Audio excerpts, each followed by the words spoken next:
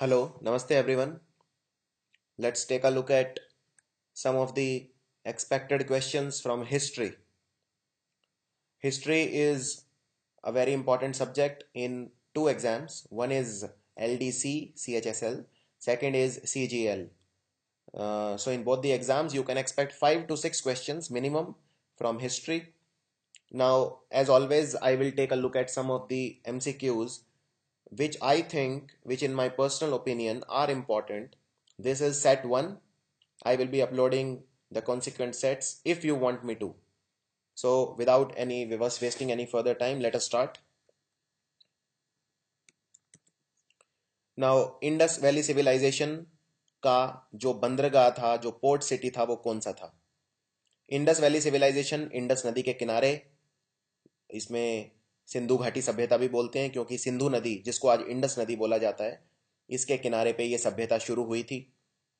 तो आपको ये बताना है कि कौन सा ऐसा शहर है, बंदरगाह है, जहां पे ये स्टार्ट हुआ और जहां पे ये पोर्ट सिटी बनाया गया। तो आपको पोर्ट सिटी बताना है। वैसे सिंधु घाटी सभ्यता में बहुत सारे सिटीज थे, जैसे हड़प्पा, मोहनजोदड़ो, कालीबंगन, लोथल, ढोलावीरा एटसेट्रा। ज़्यादातर इनमें से आज पाकिस्तान में है, कुछ इंडिया में भी हैं। तो पोर्ट कौन सा था, यानी बंदरगाह कौन सा था? तो आपके ऑप्शंस हैं हड़प्पा, कालीबंगन, लोथल, मोहनजोदड़ो। तो बंदरगाह था लोथल, ये गुजरात में है, लोथल।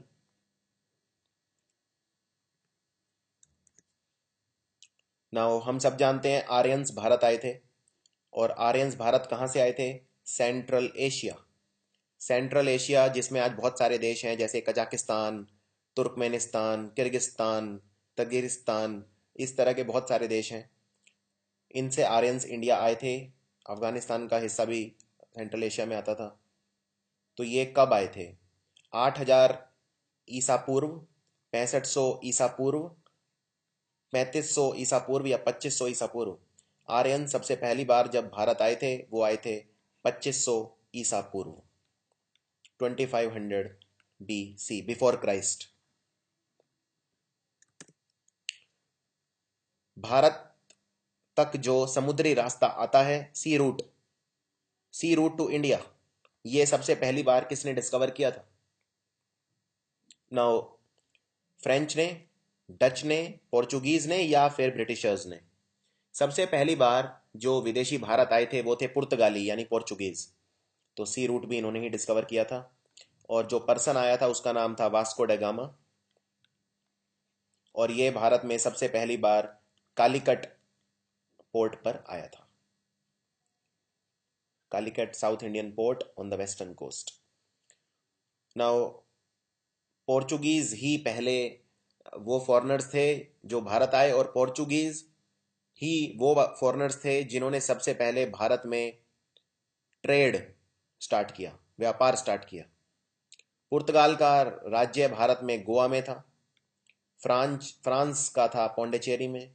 तो फ्रेंच ने पौंडीचेरी में अपना एक अधिकार जमाया था, और ब्रिटिशर्स ने ज़्यादातर हिस्से नॉर्थ इंडिया, वहां पर। इनमें से किसने कहा कि भारत में कोई भी स्लेवरी नहीं है, भारत में कोई भी गुलाम नहीं है? There was no slavery in India. किसने लिखा? फाहियान, स्ट्राबो, योनसांग या मेगस्थनीज? ये चारों ही देखिए, हमारी पूरे इतिहास में बहुत सारे ऐसे फॉरेनर्स हैं, इंपॉर्टेंट फॉरेनर्स जो इंडिया आए, जैसे फाहियान आया, योंगसांग आया, मेगस्थनीज आया, इबन बतूता आया। ना इनमें इनके कंट्रीब्यूशन बहुत इंपॉर्टेंट हैं। और वास्तव में जो जब फॉरेनर्स इंडिया आके लिखते हैं तो वो बिल्कुल सच लिखते हैं। हमारे जितने भी राजा महाराजा हुए, उनके दरबार में भी ऐसे लोग थे जिन्होंने पुस्तकें लिखी, लेकिन ज़्यादातर वो पुस्तकें उन राजा महाराजाओं की तारीफ करती थी, उनके खिलाफ कुछ भी नहीं लिखती थी। अगर आप दोनों में फ़र्क देखें, दोनों लिटरेचर में, तो बहुत फ़र्क है।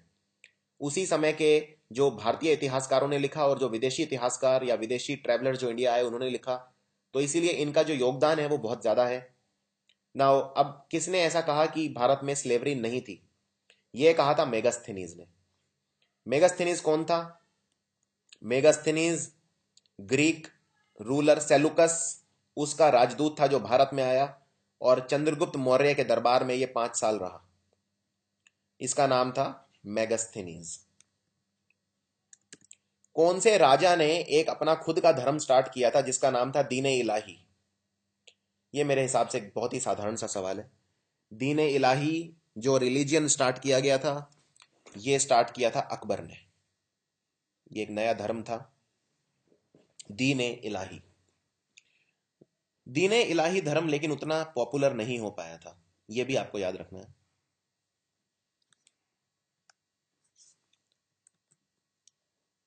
भारत में इंग्लिश किसने इंट्रोड्यूस की? लॉर्ड रिपन ने, लॉर्ड डलहौजी ने, लॉर्ड कैनिंग ने, या लॉर्ड विलियम बेंटिक ने? इंग्लिश सबसे पहले इंट्रोड्यूस की लॉर्ड विलियम बेंटिक ने।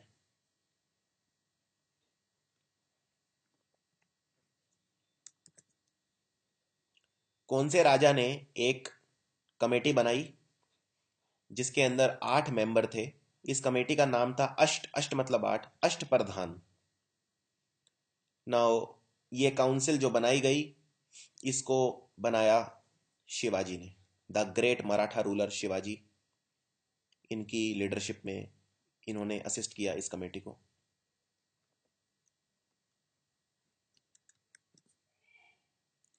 बुद्ध भगवान लॉर्ड बुद्धा, इन्होंने अपनी सबसे पहला सरमन कहाँ दिया था? अगर आपको याद हो धर्म चक्र परिवर्तन, कभी आप बुद्धिज्म पे हमारा वीडियो देखना। आप अगर हमारे लगभग 80-85 वीडियोस हमने बनाए हैं टोटल, उनमें हिस्ट्री के लगभग 12 से 13 वीडियोस अवेलेबल हैं।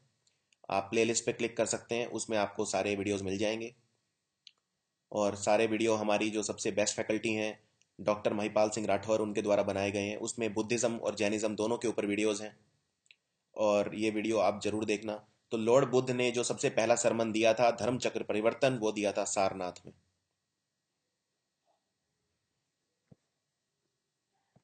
इस ऑप्शन में देखिए, ऑप्शन सी कपिल वस्तु। कपिल वस्तु में महात्मा बुद्ध का जन्म हुआ था। ये नेपाल में है, लुम्बिनी, कपिल वस्तु। भारत का नेपोलियन किसे कहा जाता है? भारत का नेपोलियन बोला जाता है समुद्रगुप्त को। समुद्रगुप्त, गुप्ता एम्पायर, जिसे भारत का स्वर्णिम पीरियड बोला जाता है, इसको बोला जाता है golden age of India, golden period of India, ये बोला जाता है गुप्ता एम्पायर को। गुप्ता एम्पायर के फाउंडर थे चंद्रगुप्त वन। इनको चंद्रगुप्त मौर्य से कंफ्यूज मत करना। चंद्रगुप्त मौर्य थे मौर्य एम्पायर के रूलर, चंद्रगुप्त वन थे गुप्ता एम्पायर के रूलर, तो दोनों में फर्क है। चंद्रगुप्त वन फाउंडर थे गुप्ता एम्पायर के, समुद्रगुप्त को बोला जाता था भारत का नेपोलियन।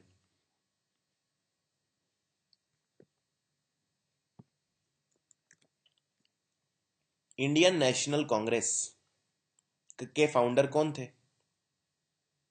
इंडियन नेशनल कांग्रेस के वैसे तो बहुत सारे फाउंडर थे, लेकिन अगर एक पर्सन एग्जाम में पूछा जाए तो आंसर है ए ओ ह्यूम। ये आपको थोड़ा सरप्राइजिंग लगेगा कि इंडियन नेशनल कांग्रेस, इसके फाउंडर भारतीय नहीं थे। ये एक बहुत विद्वान आदमी थे, ऑर्निथोलॉजिस्ट भी थे, रिसर्चर भी थे। इनका नाम था एलन ऑक्टावियन ह्यूम। आप इनका पूरा नाम भी याद रख सकते हैं, एलन ऑक्टावियन ह्यूम। और इन्होंने 1885 में इंडियन नेशनल कांग्रेस की स्थापना की। ये वही कांग्रेस है जिसे आज हम Indian National Congress INC, headed by the great Rahul Gandhi. Now the civil services in India, Bharat में जो आईएएस आईपीएस ये सब जो एग्जाम है सिविल सर्विसेज, ये किसने स्टार्ट किया सबसे पहले? इसका श्रेय किसे जाता है? लॉर्ड रिपन को जाता है, लॉर्ड डलहौजी को जाता है, लॉर्ड विलियम बेंटिक को जाता है, या लॉर्ड कॉर्नवालिस को जाता है? नाउ सिविल सर्विसेज स्टार्ट किया था लॉर्ड कॉर्नवालिस ने। Very very important. इनका नाम आप अगर हमारी सिविल सर्विसेज की वेबसाइट, यूपीएससी की वेबसाइट पे जाएंगे, वहां भी लिखा हुआ है। लॉर्ड विलियम बेंटिक ने अंग्रेजी स्टार्ट की थी, इंग्लिश।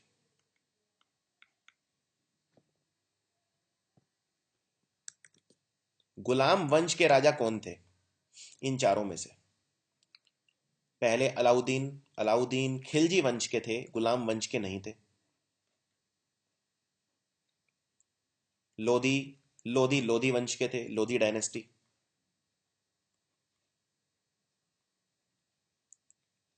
मोहम्मद बिन तुगलक, तुगलक वंश के राजा थे।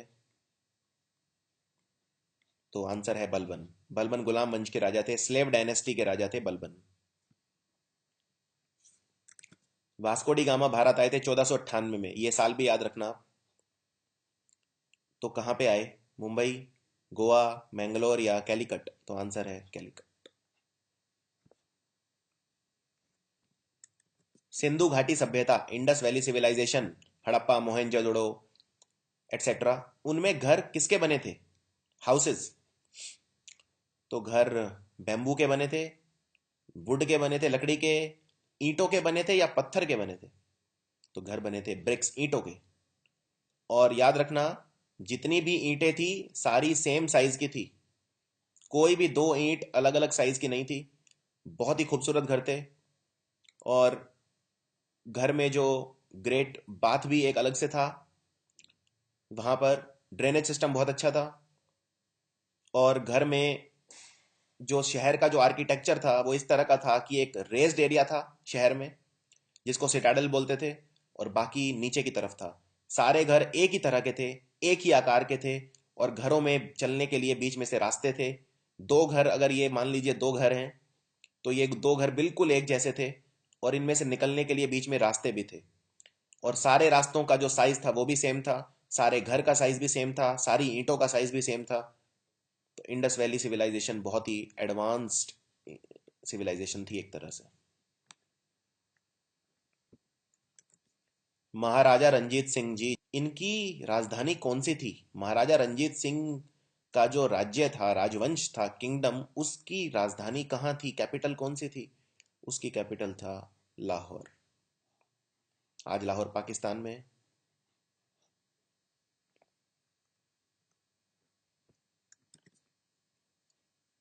भारत में ऐसे कौन से विदेशी थे जिन्होंने सबसे पहले व्यापार किया हमारे साथ? जो so the first to establish regular trade with India was Dutch.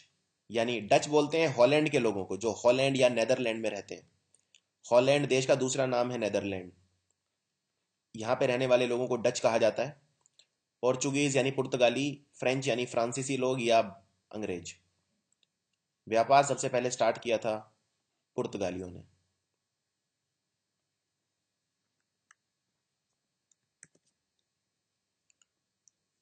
Srirangapatna या सेरिंगपट्टनम की ट्रीटी लॉर्ड कॉर्नवालिस ने किसके साथ साइन की थी? श्रीरंगपट्टनम या सेरिंगपट्टनम की ट्रीटी साइन की थी टीपू सुल्तान ने साइन, लॉर्ड कॉर्नवालिस के साथ।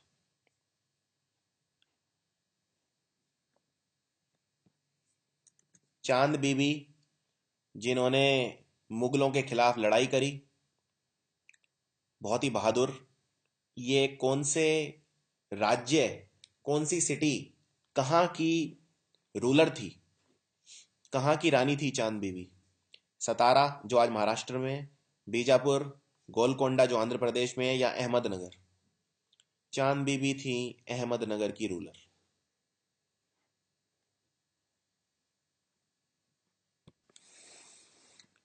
चोला आर्किटेक्चर,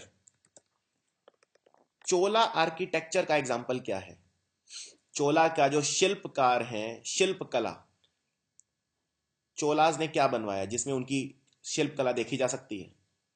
कांचीपुरम, कांचीपुरम साड़ियों के लिए फेमस है। महाबलीपुरम, तंजौर, तंजौर में पेंटिंग्स बहुत फेमस हैं, या एलोरा की गुफाएं? इन चारों में से चोला शिल्पकारी देखी जा सकती है तंजौर में।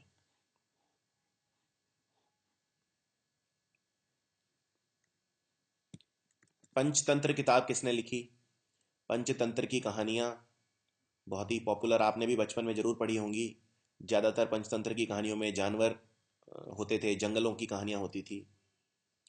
पंचतंत्र किसने लिखी? कालिदास ने, विष्णु शर्मा ने, तुलसीदास ने, या बाण भट्ट ने? पंचतंत्र लिखी विष्णु शर्मा ने। पंचतंत्र लिखने का श्रेय है विष्णु शर्मा के नाम। कालिदास जी ने भी बहुत इंपॉर्टेंट किताबें लिखी हैं जो एमसीक्यूज में आती हैं, जैसे मेघदूत, जैसे अभिज्ञानम शकुंतलम, अभिज्ञानम शकुंतलम, इस तरह की बहुत सारी किताबें कालिदास जी ने लिखी हैं। गुप्ता डायनेस्टी के फाउंडर कौन थे, संस्थापक कौन थे? गुप्ता डायनेस्टी के संस्थापक थे Chandragupta one. Once again Chandragupta one और चंद्रगुप्त मौर्य में फर्क है। चंद्रगुप्त मौर्य मौर्य वंश के राजा थे, चंद्रगुप्त वन गुप्ता वंश के राजा थे, और समुद्रगुप्त को बोला जाता था भारत का नेपोलियन। आदमी ने सबसे पहले कौन सी धातु यूज करी? तांबा यानी कॉपर, लोहा यानी आयरन, ब्रॉन्ज या ब्रास? ब्रॉन्ज को बोलते हैं कांस्य, जैसे ब्रॉन्ज मेडल भी मिलते हैं खेलों में, कांस्य पदक। मैन ने सबसे पहले यूज किया तांबा, कॉपर।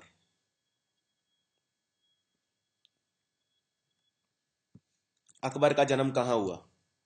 दिल्ली में हुआ, आगरा में हुआ, अमरकोट में हुआ, अमरकोट आज पाकिस्तान में है, या कन्नौज में हुआ? अकबर का जन्म हुआ था अमरकोट, पाकिस्तान में।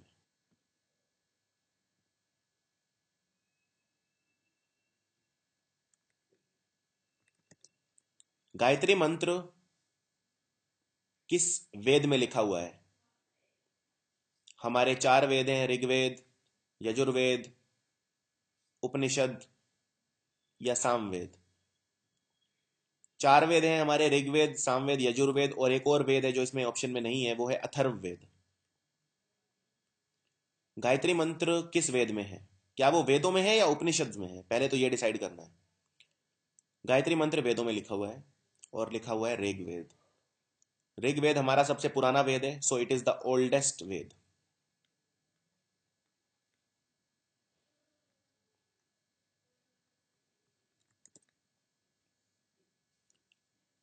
ऋग्वेद के समय में जो आर्यंस थे, अगेन आर्यन सेंट्रल एशिया से आए थे, तो ऋग्वेदिक आर्यंस कौन से भगवान की पूजा नहीं करते थे? मारुत भगवान, शिव भगवान, इंद्र भगवान या अग्नि? तो याद रखना, ऋग्वैदिक आर्यंस शिव की पूजा नहीं करते थे।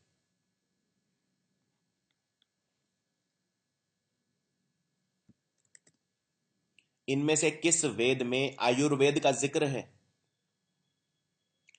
योगा का जो सबसे ज्यादा कंट्रीब्यूशन है वो है महर्षि पतंजलि। ये नाम आपको याद रखना है। आज भी रामदेव जी ने इन्हीं के नाम पे पतंजलि योगपीठ बनाई हुई है कनखल हरिद्वार में। तो आयुर्वेद का जिक्र क्या सामवेद में है, अथर्ववेद में है, यजुर्वेद में है या ऋग्वेद में है? आयुर्वेद का जिक्र है अथर्ववेद में। इसमें लगभग 114 डिजीजेस के बारे में भी लिखा हुआ है अथर्ववेद में, और इसमें आयुर्वेद का जिक्र है।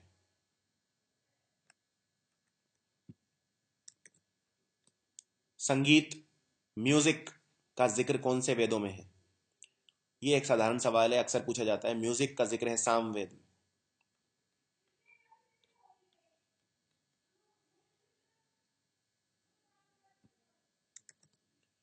सिंधु घाटी सभ्यता के जो लोग थे, इंडस वैली सिविलाइजेशन के जो लोग थे, हड़प्पा, मोहनजोदाड़ो एटसेट्रा, उनके व्यापार का रिश्ता किसके साथ था? किसके साथ वो व्यापार करते थे? इजिप्ट, इजिप्ट को हिंदी में बोलते हैं मिस्र। ग्रीस को हिंदी में बोलते हैं यूनान। सेलोन यानी श्रीलंका, श्रीलंका का पुराना नाम है सेलोन।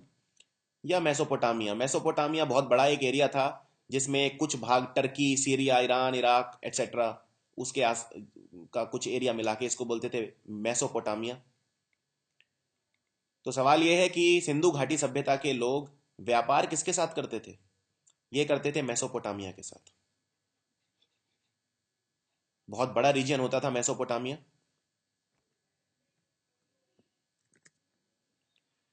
इनमें से किस चीज का मुख्य जिक्र ऋग्वेद के अंदर है? ऋग्वेद में इनमें से क्या चीज मुख्य है? एक बहुत बड़ी चीज जो ऋग्वेद में इनमें से है वो कौन सी है? पहला, बलि देना, सेक्रीफाइस देना, जानवरों की बलि। दूसरा, मूर्ति पूजा, इमेजेस, तस्वीरों की पूजा करना। तीसरा, मरने के बाद भी जीवन होता है, इस चीज में विश्वास रखना। या चौथा, फीमेल गॉडेसेस, उनका प्रिडोमिनेंस होना, यानी बहुत ज्यादा फीमेल गॉडेसेस की पूजा करना। तो ऋग्वेद का एक बहुत बड़ा मुख्य फीचर था बलि देना, performance of sacrifices.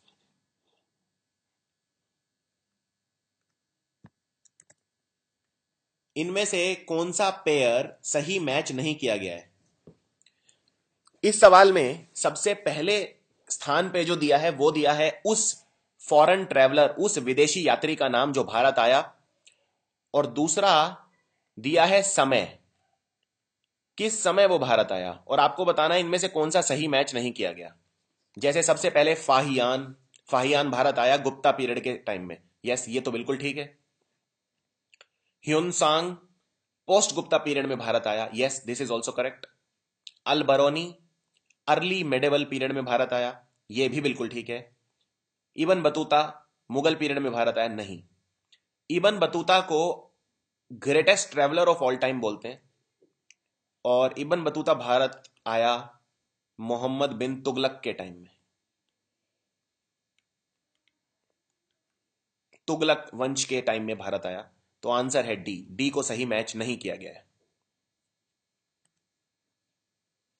Ishwar Chandra Vidyasagar, Ishwar Chandra Vidyasagar बहुत ही महान सोशल रिफॉर्मर थे, समाज में इन्होंने बहुत बदलाव किया 19वीं सदी में।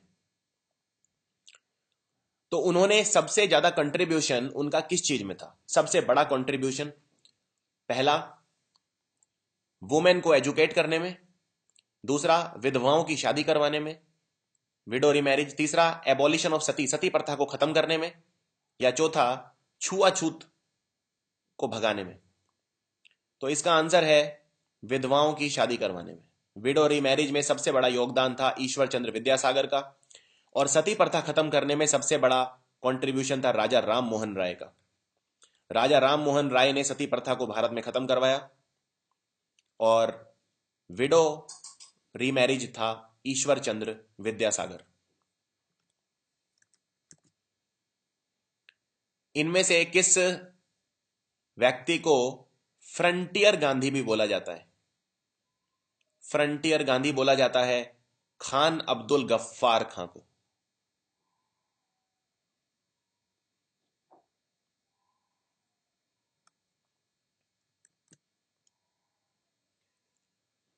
इनमें से हमारे कौन से वेद या उपनिषद में पुनर्जन्म के बारे में बताया गया है? थ्योरी ऑफ रीबर्थ, उसके बारे में बहुत ही डिटेल में एक्सप्लेन किया हुआ है। कौन से वेद या उपनिषद में? चंड योग उपनिषद, मुंडक उपनिषद, सतपथ ब्राह्मण, सतपथ ब्राह्मण, या बृहदर नायक उपनिषद। पुनर्जन्म का जो एक्सप्लेनेशन है वो है चंड योग उपनिषद के अंदर। सो चंड योग उपनिषद इज वेरी वेरी इंपॉर्टेंट।